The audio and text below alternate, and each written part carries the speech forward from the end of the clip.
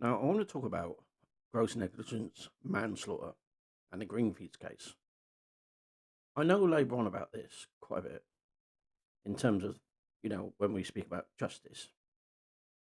And I often have to repeat myself and on the radio station to remind people what this series is about. It's about that Gillian Leivers should not be in jail. I'm not looking to hold people to account individually. That's down to the judiciary to do with what people said when they lied, how they lied, the reasoning behind it, and how the police and the HSE failed in this case grossly. But, you know, from my perspective, I'm sorry to labour on about it. Justice about fairness, truth, and accountability. What happens when they're twisted, misdirected, and misguided? Something that Adam mentioned, which stuck in my mind. This case should put the fear of God into any employer out there. And I'll go as far to say any employee.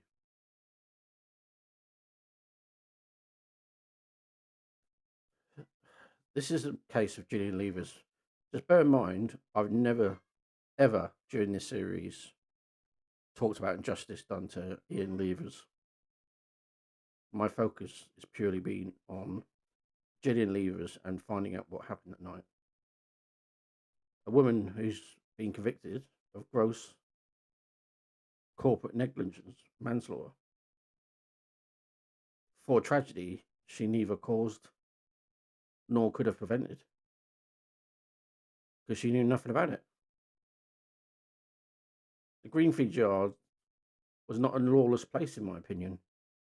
It was a regulated business with a management team, health and safety advisors, and external inspectors from agencies and blue chip companies. Every safeguard that the law demanded was in place. Yet when the tragedy struck, the fingers of blame pointed not to those responsible for day-to-day operations, but at Gillian, who I believe her only crime is being the owner's wife, the least qualified person on site. A woman seldom involved in giving day-to-day instructions or management decisions is evidenced by the paperwork and also witness statements. You have got a few witness statements where they've overtly gone out of their way to mention Gillian Leivers, and there's a good reason why. I call it the distraction game, and it worked. I don't understand how it worked, but it did. Because they told so many lies in their statements. It's easy to catch them out because in their statements, they're not even clever with them. Even when they've changed them and that sort of thing, the discrepancies is just so it's like you're on an A road or basically a motorway. That's how different it is. You're walking the pavement or you're on the grass. It's so different. Gross negligence manslaughter requires a threshold of culpability so high that it borders on deliberate disregard for human life. In my lay opinion, and based on other people that are professionally qualified, this did not meet that threshold by any standard, not even remotely. She was not present daily. She did not direct operations. She did not ignore safety warnings. Yet she was convicted. Not because of evidence, but because of association. Because she was married to the owner. Because it was just convenience, in my opinion. Granted, she would deal with administration. Granted, she dealt with payroll and accounts and getting money in. Granted, she had an invested interest in her husband's business. But I'd say that's about it. She wanted to see the smooth operation of the business. She would hardly be there. Hardly be there.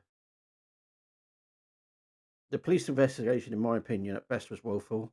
The health and safety executives, the very body entrusted to protecting workers, failed and upheld its own statutory obligations. 2 lives were lost. It's extraordinary. And yet the site was allowed to reopen the very next day. Shocking, shocking, shocking. That decision alone defies every guidelines, every principle of safety management.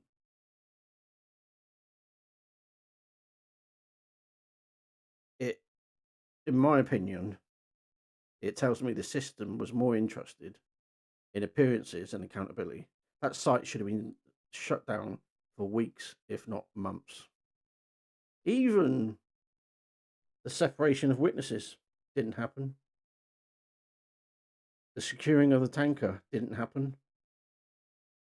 It got moved by Ian Leivers or another. I don't know who moved it, but one of them did. Because it couldn't be used. It's actually shocking. Despite these glaring failures, the trial went ahead, which I can't believe how I was allowed to consider. Even day one. On day one, the statutory obligations were not complied with.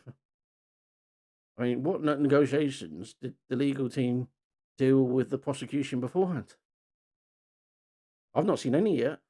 There's no notes that we've been given. There could be. I can only go on what we've been given. Witnesses were allowed to give incomplete answers, vague answers, yes and no answers. Defense witnesses were not allowed on the stand and was constrained.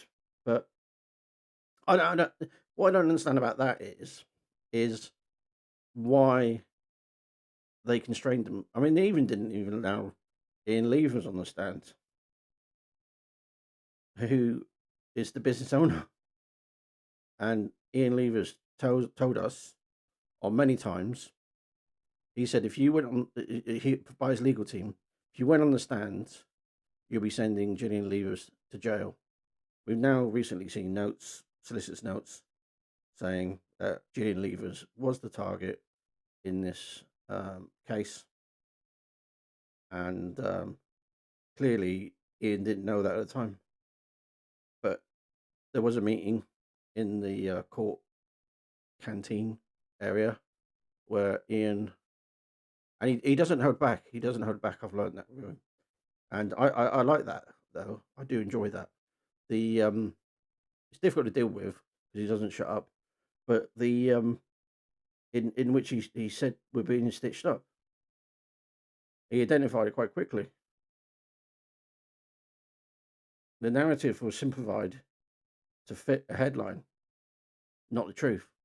The headline is what was read out outside court by Kirsty Iqbal.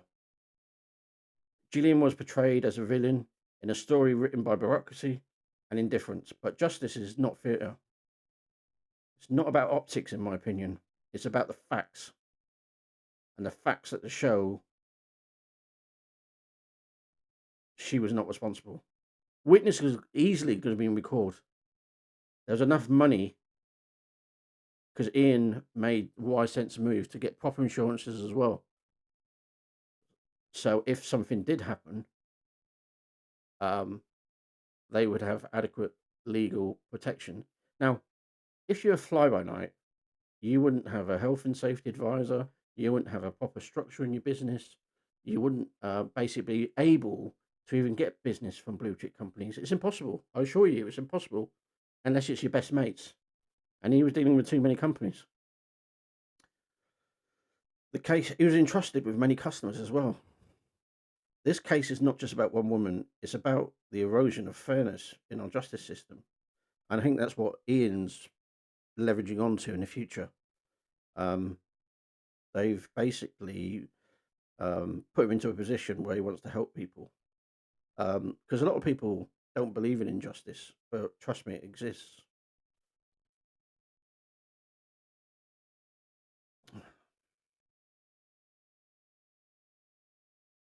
And I think Ian, I suppose, I'm just thinking in my head, he's got a vengeance against the system now.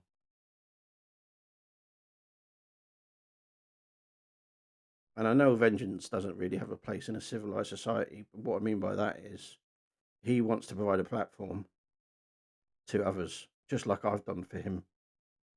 Well, Gillian, I would say, in this case. We've got to ask ourselves, I guess, how many more Gillians are there out there? It puts the fear of God in me to think there's a lot.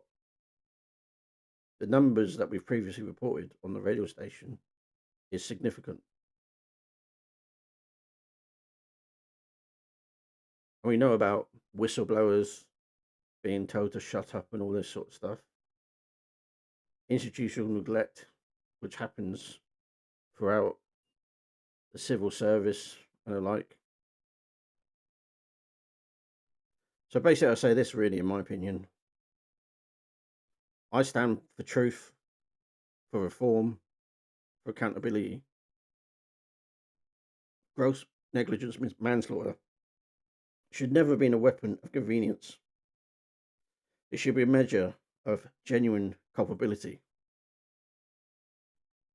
It goes without saying, without hesitation of any stretch of the imagination, based on all the evidence that I've read to date, and we've got more coming.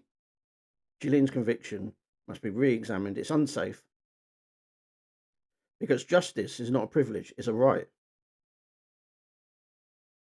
And this needs to be restored. How she's going to recover from this is beyond me. How Ian and the family are going to recover this is beyond me.